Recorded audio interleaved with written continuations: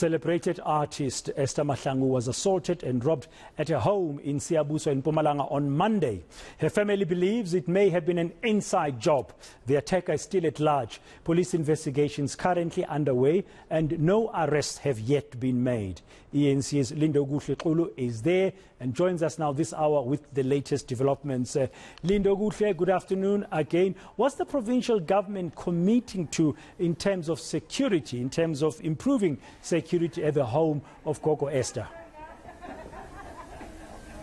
Well, the provincial government that you are speaking about, Praden, is of course the Premier Refilem Tsipane, who led a delegation including MECs as well as others in the provincial government of Mpumalanga. Essentially, they were here to report back in terms of the update when it comes to the investigations that police are continuing to, in fact, go through. But one of the things that was on question was, of course, the commitments that the province would make in terms of the security around this particular home. I can tell you that we spoke to the Esther Mahlangu Foundation earlier on, who told us and considered that they had been struggling to maintain some of the security detail and security layers in this particular home. They did say that one of the things they did was to reach out to government, but unfortunately that request was not met with any form of response until this incident happened. So today they were hoping that the government would commit themselves in terms of coming up with a response in their request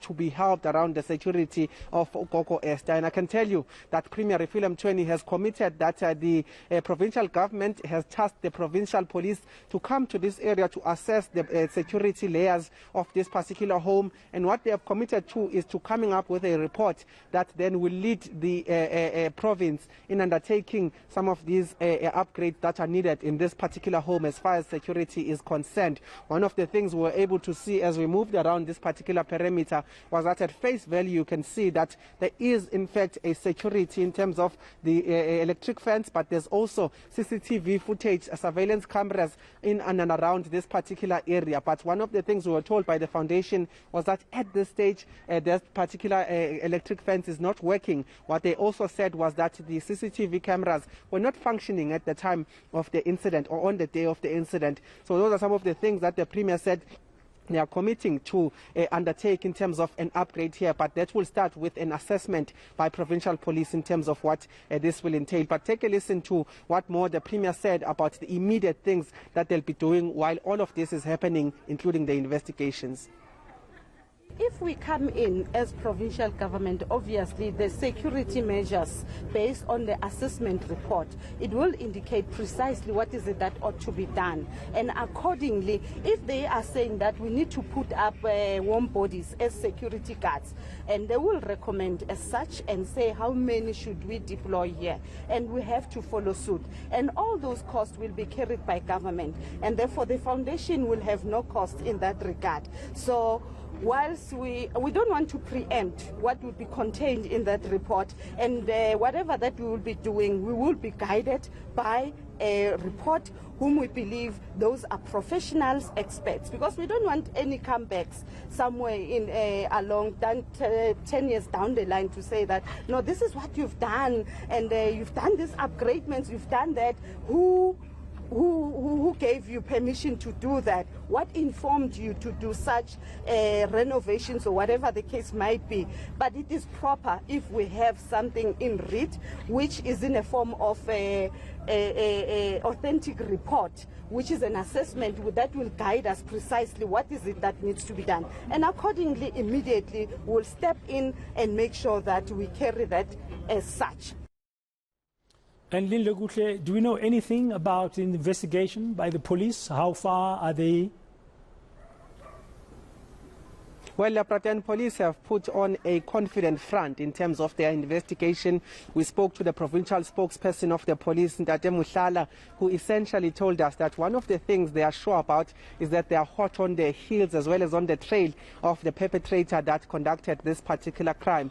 But upon further investigations, especially towards the Premier, who was given a report before she came here, the Premier considered to some of the things, such as the fact that at this point in time there is no specific suspect or specific group of people that they are looking into. They are saying that they are simply relying on the community. They are relying on people to come forward and tell them what is it exactly that they've saw, what is it exactly that can help this particular investigation. But while the police have put on this confident front, in fact even going as far as saying that while they are hot on the heels of the suspect, they are urging them to actually come forward themselves and present themselves to the police. The Premier had painted a different picture, saying that at this point in time the investigation is very much open and that anyone at this stage is considered a suspect, including family members. But one of the things that she considered too was the fact that there is no particular person that is being looked at as a possible suspect at this stage. Let's take a listen to some of those responses we got when we were trying to probe the Premier in terms of what is it exactly that police have at this moment. And we are confident, and unfortunately seated where we are, having appreciated the report, everyone is a suspect in this case, including immediate family members. Hence I was appealing with them as well that they need to cooperate with the investigators if they were to be questioned at some point in time. And they mustn't take it too hard, and it should not be in a spirit of breaking the family, because family ties are equally important. But for us to crack through the case, everyone in this instance is a suspect. You and I, seated where we are right now, we are equally suspects. If we were to be interrogated, we need to respond in all honesty to make sure that we cooperate with the law enforcement so that we are able to apprehend the suspect. If it is a family member, too bad, unfortunately, that person has to face the law. If it is a community member, too bad, unfortunately, that person has to face the law.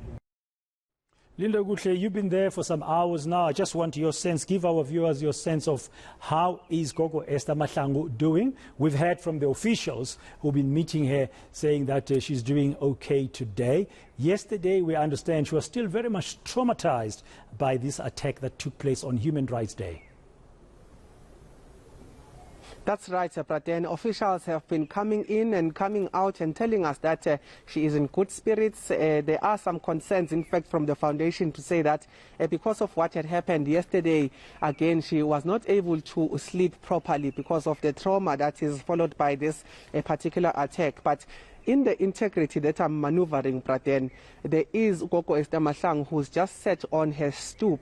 Unfortunately, because of the privacy that was requested by the family, those are visuals we cannot bring to our viewers as far as Gogo Esther Mahlangu is concerned. But I can tell you from an eyewitness account, I did see her receiving some of the visitors that were visiting earlier on, elderly women in the area, and she was seated on her stool after the whole chaos of the Premier had gone. And I can tell you from an account myself that she's walking herself, and she is in fact looking like someone who's very strong at this stage. So that's as far as we can bring you closer to in fact Gogo Esther Mahlangu's condition. But from what we've heard, including from the foundation, they're saying that while she is struggling with some traumas at this very stage, she is recovering well medically, and she was also in good spirits in terms of being strong at this adverse time.